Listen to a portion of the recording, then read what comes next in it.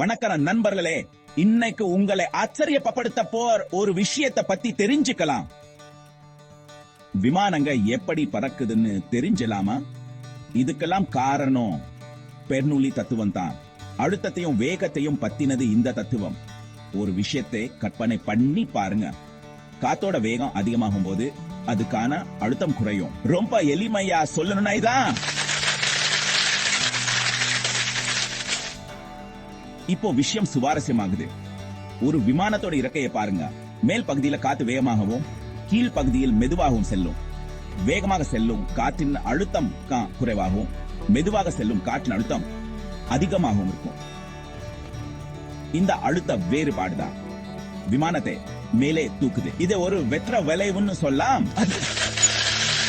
விமானத்தை மேலே இழுச்சு பறக்க வைக்குது. பெர்னூலி தத்துவம் விமானங்களோட மட்டும் நின்னுடல, விளையாட்டிலும்